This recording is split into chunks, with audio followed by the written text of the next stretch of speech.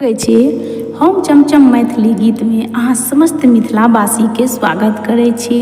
एखन बहुत विवाह भऽ रहल अछि।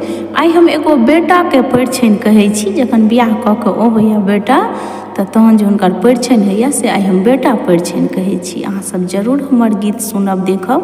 यदि नीक लागे तऽ हमर वीडियो के लाइक जरूर करब, चैनल के सब्सक्राइब जरूर कऽ देबै।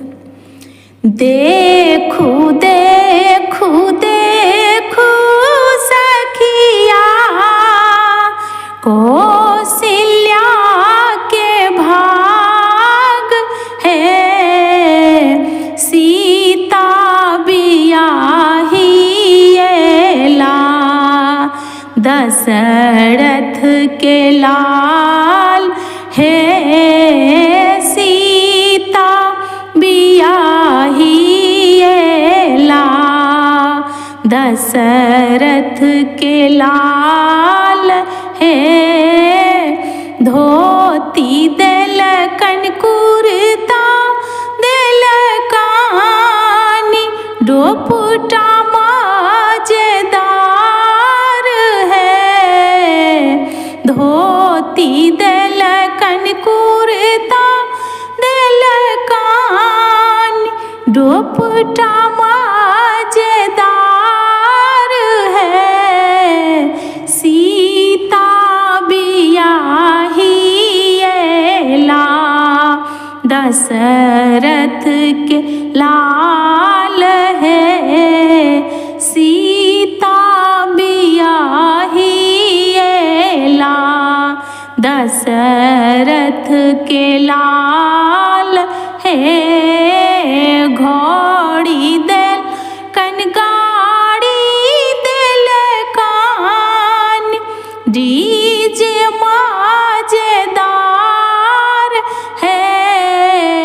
सीता बियाही एला दशरथ के लाल है, सीता बियाही एला दशरथ के लाल है। सोना के खड़ामा नाही देलानी मोर राम के, सोना के खड़ामा नाही देलानी मोर राम के। कोजगरा में एता जनक जी, कोजगरा में एता जनक जी, बदला चुकैब है। सीता बियाही एला दशरथ के लाल है।